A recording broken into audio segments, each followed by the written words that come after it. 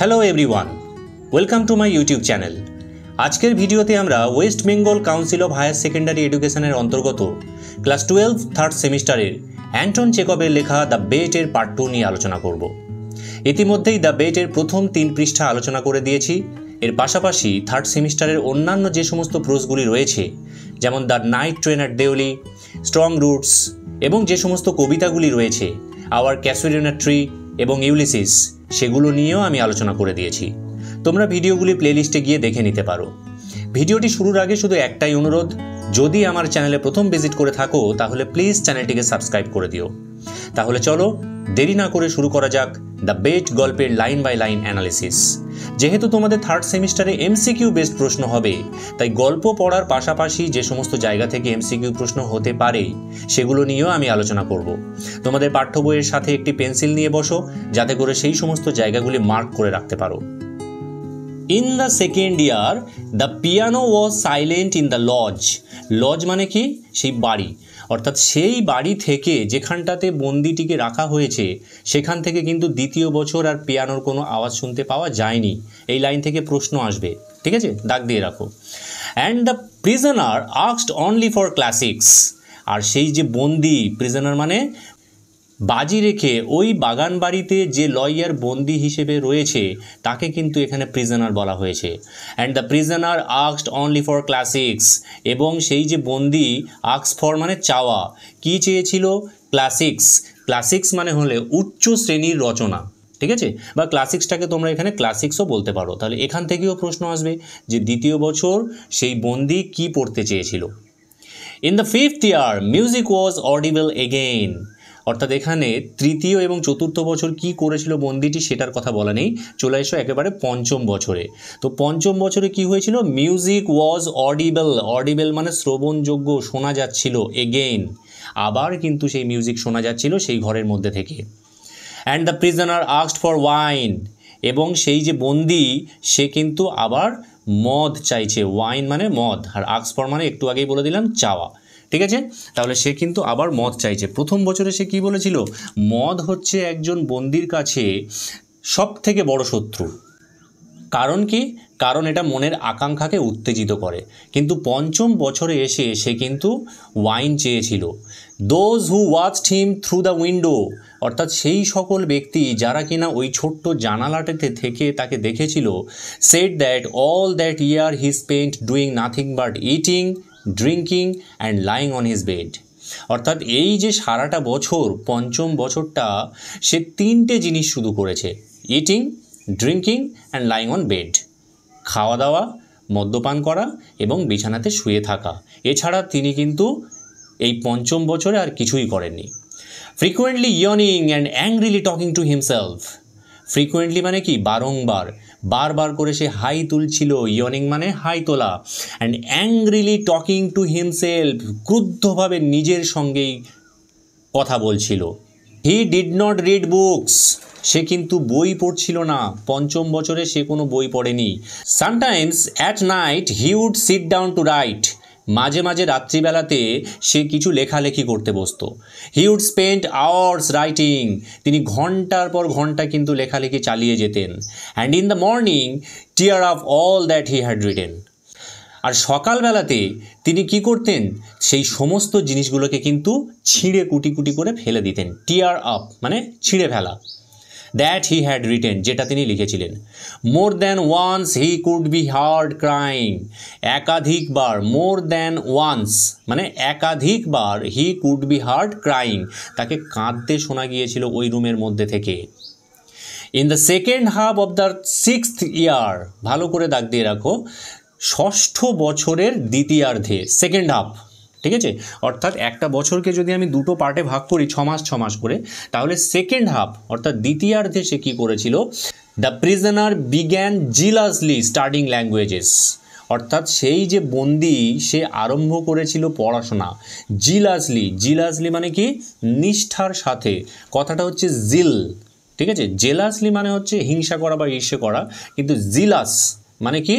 নিষ্ঠার সাথে, ঐকান্তিকভাবে studying languages, সে কিন্তু ভাষা পড়তে শুরু করেছিল, বিভিন্ন দেশের বিভিন্ন ভাষা সম্পর্কে সে জ্ঞান অর্জন করতে শুরু করে। ফিলোসফি অ্যান্ড হিস্ট্রি, এবং ভাষা শিক্ষার পাশাপাশি সে আর কি পড়েছিল? ফিলোসফি মানে দর্শন, অ্যান্ড হিস্ট্রি এবং ইতিহাস, এই বিষয়গুলোতেও কিন্তু সে পড়াশোনা শুরু করেছিল। He threw himself eagerly into these studies. তিনি নিজেকে নিয়োজিত করেছিলেন অত্যন্ত আগ্রহের সাথে into these studies, এই সমস্ত পড়াশোনার মধ্যে।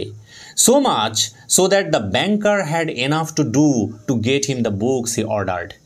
এতটাই নিমগ্ন হয়ে নিয়োজিত হয়ে তিনি পড়াশোনা করেছিলেন that the banker had enough to do, যে ওই যে ব্যাংকের মালিক তাকে কিন্তু খুব কষ্ট করতে হয়েছিল, যথেষ্ট কষ্ট করতে হয়েছিল to get him the books he ordered, তাকে সেই সমস্ত বইগুলি দেওয়ার জন্য যেগুলো সে অর্ডার করেছিল। কারণ চুক্তিতেই লেখা আছে যে সমস্ত বই ওই বন্দি পড়তে চাইবে সেগুলো কিন্তু ব্যাংকারকে প্রোভাইড করতে হবে তাকে।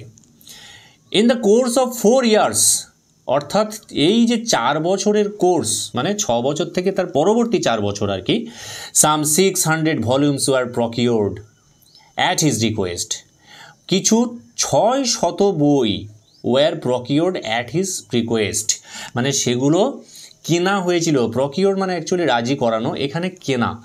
তাহলে 600 বই কেনা হয়েছিল পরবর্তী 4 বছরের মধ্যে তার অনুরোধে।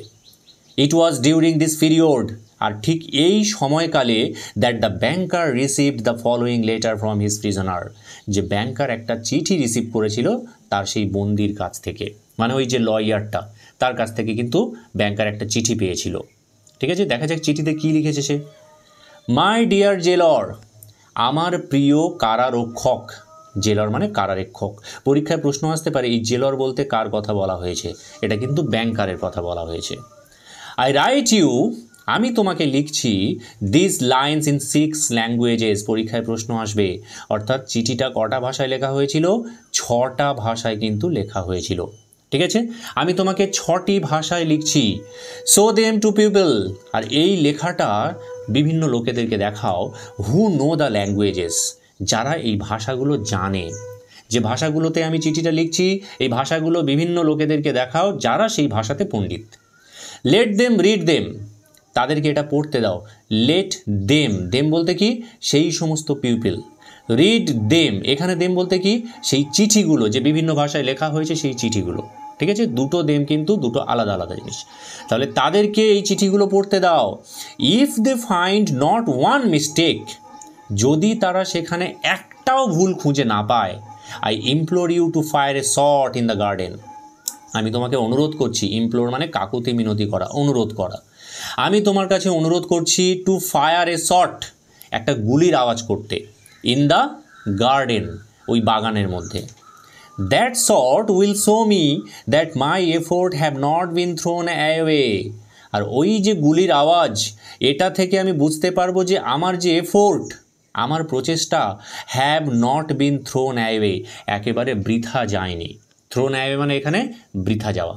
ঠিক আছে, the genius of all ages and of all the lands, genius মানে কি? পণ্ডিত ব্যক্তি। অফ অল এজেস অর্থাৎ সমস্ত যুগের, অ্যান্ড অফ অল ল্যান্ডস এবং সমস্ত দেশের, এখানে ল্যান্ড মানে দেশ, অর্থাৎ সমস্ত যুগের এবং সমস্ত দেশের সমস্ত পণ্ডিত ব্যক্তিরা স্পিক ডিফারেন্ট ল্যাঙ্গুয়েজেস, তারা বিভিন্ন ভাষায় কথা বলে। But the same flame burns in them all, কিন্তু সেই একই শিখা, ফ্লেম মানে হচ্ছে অগ্নি শিখা, বার্নস মানে জ্বলে ওঠা বা প্রজ্বলিত হওয়া, ইন দেম অল তাদের সকলের মধ্যেই প্রজ্বলিত হয়েছে। Oh if you only knew what unearthly happiness my soul feels, ও তুমি যদি জানতে পারতে, ইফ ইউ অনলি নিউ, যদি তুমি শুধুমাত্র জানতে পারতে, হোয়াট আনআর্থলি হ্যাপিনেস, আনআর্থলি মানে অপার্থিব, আর হ্যাপিনেস মানে খুশি, কি অপার্থিব খুশি আমার মধ্যে রয়েছে, মাই সোল ফিলস নাও, আমার আত্মা এখন অনুভব করছে।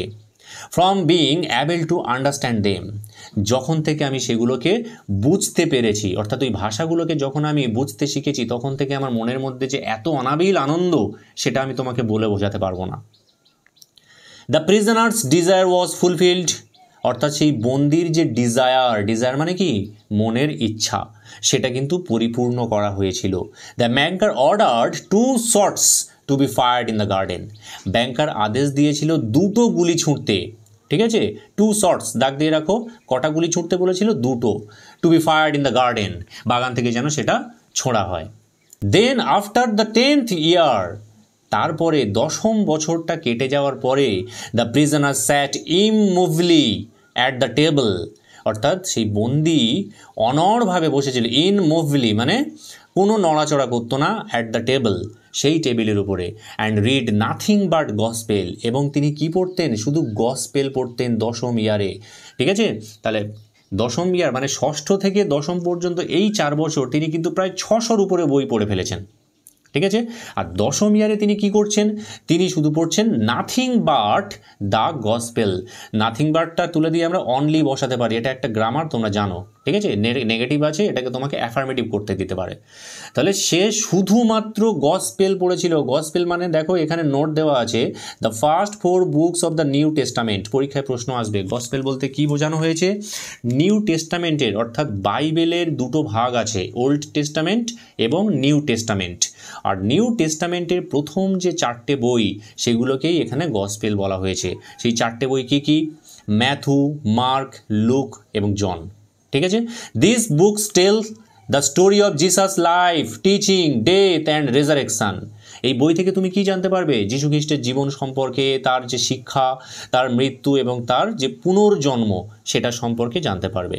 ইট সিমস স্ট্রেঞ্জ, এটা মনে হয় খুব অদ্ভুত, to the banker that a man who in 4 years had mustard 600 learned volumes, অর্থাৎ একটা মানুষ যে কিনা 4 বছরের মধ্যে প্রায় 600খানা বই পড়ে ফেলেছে, হ্যাড মাস্টার্ড, মাস্টার্ড মানে এখানে চ্যাম্পিয়ন হয়ে গিয়েছে 600খানা বই পড়ে আর কি। ভলিউম মানে এখানে যে বইয়ের সংকলন বা গ্রন্থ সংকলন সেটাকেই বলা হয়েছে।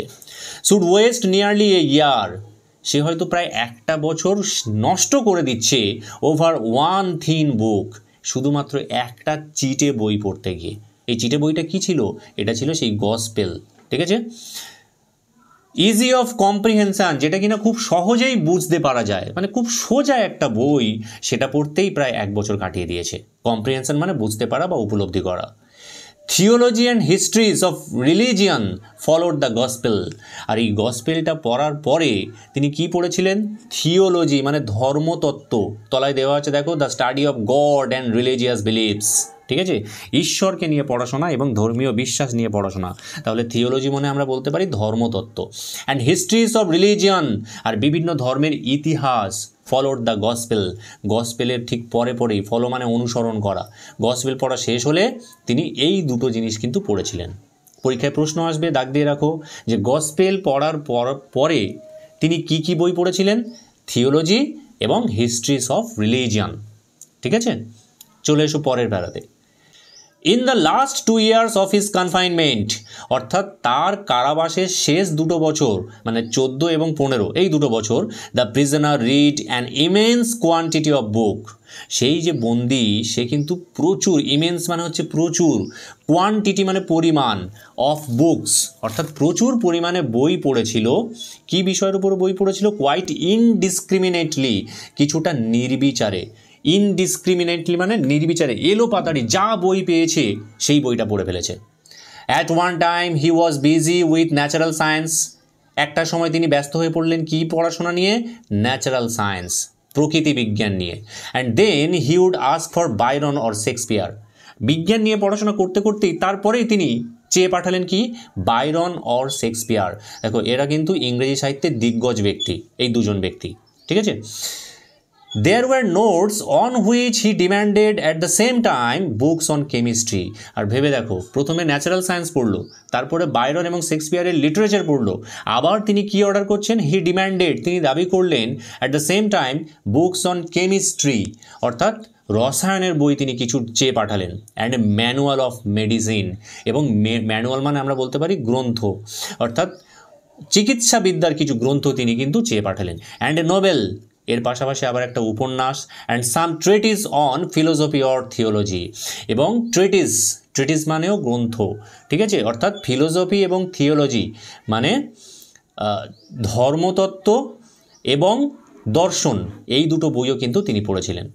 হিজ রিডিং সাজেস্টেড, অর্থাৎ তার যে এই পড়াশোনা সেটা দেখে মনে হয় that a man swimming in the sea, যে একটা মানুষ যেন সমুদ্রের মধ্যে সাঁতার কাটছে, among the wreckage of his ship, তার যে জাহাজের ধ্বংসাবশেষের মধ্যে। রেকেজ মানে কি? ধ্বংসাবশেষ, অর্থাৎ জাহাজটা ভেঙে গিয়েছে সমুদ্রে এবং সেই ধ্বংসাবশেষের মধ্যে যেন একটা মানুষ সাঁতার কাটছে। And trying to save his life, এবং সে যেন চেষ্টা করছে তার জীবনটা বাঁচানোর। বাই গ্রিডি ক্লাচেস ফার্স্ট, মানে প্রথমে সেই লোভাতুরভাবে, গ্রিডি মানে লোভাতুর, অ্যান্ড ক্লাচেস মানে আঁকড়ে ধরা। ফার্স্ট অ্যাট ওয়ান স্পার, মানে প্রথমে একটা খুঁটি ধরেছে, স্পার মানে মাস্তুল বা খুঁটি, and then at the another, এবং তারপরে অন্য একটা খুঁটিকে কিন্তু সে শক্ত করে চেপে ধরল। চলে এসো পরের প্যারাতে। The old banker remembered all this and thought, অর্থাৎ সেই বৃদ্ধ ব্যাংকার এই সমস্ত কথাগুলো তার এখন মনে পড়ে যাচ্ছে এবং সে ভাবল টুমরো অ্যাট 12 o'clock, আগামীকাল বেলা 12টার সময়, he will regain his freedom, সে তার স্বাধীনতাটাকে রিগেইন করবে, মানে পুনরায় ফিরে পাবে। বাই আওয়ার এগ্রিমেন্ট, আমাদের চুক্তি অনুযায়ী, I ought to pay him 2 million, ought to মানে কি? অবশ্যই করে আমাকে দিতে হবে তাকে 2 million, পে মানে প্রদান করা, তাকে 2 million rubles প্রদান করতে হবে। ইফ আই ডু পে হিম, যদি আমি তাকে এই টাকাটা দিই, দেখো ডু পে মানে মূল ভার্ব, তার আগে ডু কথাটা কিন্তু জোর দিয়ে বলার জন্য বসানো হয়েছে। ইফ আই ডু পে হিম, যদি আমি সেই টাকাটা তাকে দিই, it is all over with me, তাহলে আমার সব শেষ হয়ে যাবে। ঠিক আছে? আই শ্যাল বি আটারলি রুইন্ড, আমি সম্পূর্ণরূপে ছারখার হয়ে যাব। আটারলি মানে কি? একেবারে, চূড়ান্ত রূপে বা সম্পূর্ণভাবে। রুইন্ড মানে ছারখার হয়ে যাওয়া, ধ্বংস হয়ে যাওয়া, অর্থাৎ আমার সব কিছু শেষ হয়ে যাবে। কেন ব্যাংকার এইরকম কথা বলছে? তার কারণ হচ্ছে 15 years before his millions had been beyond his reckoning, তার কাছে লক্ষ লক্ষ টাকা ছিল, which had been beyond his reckoning, যেটা তার হিসেবেরও বাইরে, মানে হিসেব করে গুণে শেষ করতে পারবে না, এত টাকা ছিল তার কাছে। ঠিক আছে? রেকনিং মানে অ্যাকচুয়ালি হিসেব। ঠিক আছে? বিয়ন্ড হিজ রেকনিং মানে তার হিসাবেরও বাইরে, প্রচুর টাকা ছিল তার। Now he was afraid to ask himself which were greater, his debts or his asset. এখন সে নিজেকেও জিজ্ঞেস করতে ভয় পায় that which one is greater, কোনটা বড়। হিজ ডেট, DEBT, বিটা কিন্তু সাইলেন্ট ওয়ার্ড, মানে ঋণ, ডেট মানে ঋণ, অর হিজ অ্যাসেট, অ্যাসেট মানে সম্পদ, অর্থাৎ তার কাছে কোনটা এখন বড় হয়েছে, তার সম্পদ নাকি তার ঋণ। মানে সে প্রচুর মার্কেট থেকে টাকা তুলে ফেলেছে, দেনা হয়ে গিয়েছে তার। ঠিক আছে? এখন সে নিজেই কনফিউজড হয়ে গেছে, তার কাছে যে প্রপার্টি আছে সেটা বেশি নাকি তার ঋণের বোঝাটা বেশি। Desperate gambling on the stock exchange, wild speculation and excitability, অর্থাৎ ডেসপারেট গ্যামলিং, ডেসপারেট মানে কি? বেপরোয়া, আর গ্যামলিং মানে জুয়া খেলা। On the stock market, stock exchange মানে শেয়ার বাজারে, শেয়ার বাজারে সে যে বেপরোয়াভাবে জুয়া খেলেছে। ওয়াইল্ড স্পেকুলেশন, ওয়াইল্ড মানে কি? বেপরোয়া, আর স্পেকুলেশন মানে হচ্ছে কি? বিনিয়োগ, অর্থাৎ বেপরোয়া বিনিয়োগ। অ্যান্ড দ্য এক্সাইটেবিলিটি, এবং উত্তেজনাপূর্ণ, which he could not get over even in advancing year. Advancing year মানে কিন্তু এখানে বয়সকালের কথা বলা হয়েছে, বৃদ্ধ বয়সে, অর্থাৎ বৃদ্ধ বয়সেও কিন্তু সে এই সমস্ত জিনিসগুলোর থেকে বেরিয়ে আসতে পারেনি। হ্যাড বাই ডিগ্রিজ, ধাপে ধাপে, ডিগ্রিজ মানে ধাপে ধাপে, led to the decline of his fortune, অর্থাৎ তার কিন্তু ভাগ্যের অবনতি ঘটতে চলেছে। ডিক্লাইন মানে অবনতি, led to the decline of his fortune মানে তার ভাগ্যের অবনতি ঘটছে। And the proud fearless self confident millionaire had become a banker of middling rank, আর সেই যে অহংকারী, ফিয়ারলেস মানে নির্ভীক, সেলফ কনফিডেন্ট মানে আত্মবিশ্বাসী যে মিলিয়নিয়ার ছিল, মিলিয়নিয়ার মানে কি বলতে পারি আমরা? কোটিপতি। ঠিক আছে? ধনকুবের, সে কিন্তু had become a banker of middling rank, সে কিন্তু একটা মাঝারি মাপের একজন ব্যাংকার হয়ে গিয়েছে। ঠিক আছে? Trembling at every rise and fall in his investment, অর্থাৎ শেয়ার মার্কেটে যে টাকাটা সে লাগিয়েছে, যখনই শেয়ার মার্কেটের সূচক নিচের দিকে নামে, ফল করে, তখন কিন্তু তার বুক ঠকঠক করে কাঁপতে থাকে, বোধহয় সে ব্যাংক্রাফট হয়ে যাবে, সমস্ত টাকা তার হয়তো এখানেই শেষ হয়ে যাবে। কার্সড বেট, এটা ছিল একটা অভিশপ্ত বাজি। কার্সড মানে অভিশপ্ত, এটা একটা অভিশপ্ত বাজি। মার্টার দ্য ওল্ড ম্যান, সেই বয়স্ক মানুষটি বিড়বিড় করে বলছে। এখানে ওল্ড ম্যান বলতে ব্যাংকারের কথা বলা হয়েছে। ক্লাচিং হিজ হেড ইন ডেসপায়ার, হতাশায় সে মাথা আঁকড়ে ধরে বসে রয়েছে। Why didn't the main die, ওই লোকটা মারা যাচ্ছে না কেন? এখানে ওই লোকটার বলতে কার কথা বলা হয়েছে? ওই যে লয়ার, যে বাজিতে লড়ে ওই ঘরের মধ্যে কনফাইনমেন্টে রয়েছে। হি ইজ অনলি 40 নাও, এখন তো তার বয়স মাত্র 40। যখন বাজিটা লড়াই করা স্টার্ট করেছিল তখন কিন্তু লয়ারের বয়স ছিল 25 বছর, আর আফটার 15 ইয়ার্স এখন তার বয়স হয়েছে 40 বছর। He will take my last penny from me, সে আমার থেকে আমার শেষ টাকাটাও নিয়ে নেবে। হি উইল ম্যারি, সে বিয়ে করবে। উইল এনজয় লাইফ, জীবনটাকে উপভোগ করবে। Will gamble on the exchange, অর্থাৎ শেয়ার বাজারে সে জুয়া খেলবে। While I shall look at him with envy like a beggar, আর তখন আমাকে কি করতে হবে? আমাকে তার দিকে হিংসের চোখে তাকাতে হবে, একজন ভিখারির মতো। ঠিক আছে, এনভি মানে হিংসা বা ঈর্ষা, লাইক এ বেগার, একজন ভিখারির মতো তার দিকে তাকিয়ে থাকতে হবে। And here from him every day the same sentence, এবং হয়তো প্রত্যেক দিন তার কাছ থেকে সেই একই বাক্য আমাকে শুনতে হবে। কি শুনতে হবে? I am indebted to you for the happiness of my life, আমি আপনার কাছে চিরঋণী।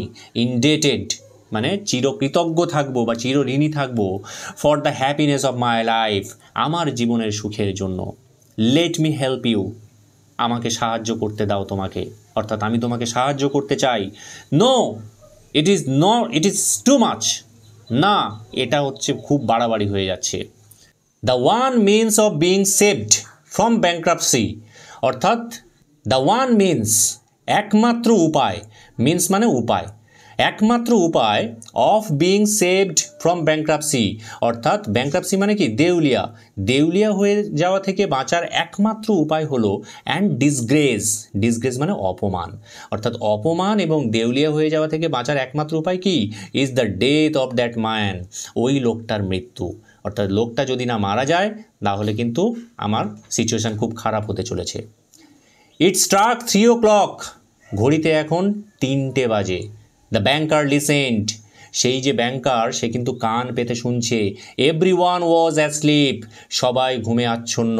In the house and nothing could be hard outside, এবং বাড়িতে সবাই ঘুমে আচ্ছন্ন এবং বাইরে কিছুই শুনতে পাওয়া যাচ্ছে না, সব নিস্তব্ধ। But the rustling of the chill trees, বরং শুধু ওই গাছগুলির, শীতল গাছগুলির একটা শোঁ শোঁ আওয়াজ শুনতে পাওয়া যাচ্ছে। Trying to make no noise, কোনো শব্দ করার চেষ্টা না করে, he took from a fireproof safe, সে একটি অগ্নি প্রতিরোধক সিন্দুক থেকে বের করে আনলো। কি বের করে আনলো? দ্য কি অফ দ্য ডোর, দরজার চাবি। Which had not been open for 15 years, যেটা কিন্তু 15 বছরেও খোলা হয়নি। আজকের ভিডিও আমরা এখানেই শেষ করছি। পরবর্তী অংশ আমরা এই গল্পের 3য় পর্বে আলোচনা করব। যদি ভিডিওটা ভালো লেগে থাকে তাহলে প্লিজ লাইক করে চ্যানেলটিকে সাবস্ক্রাইব করে দিও। Thank you.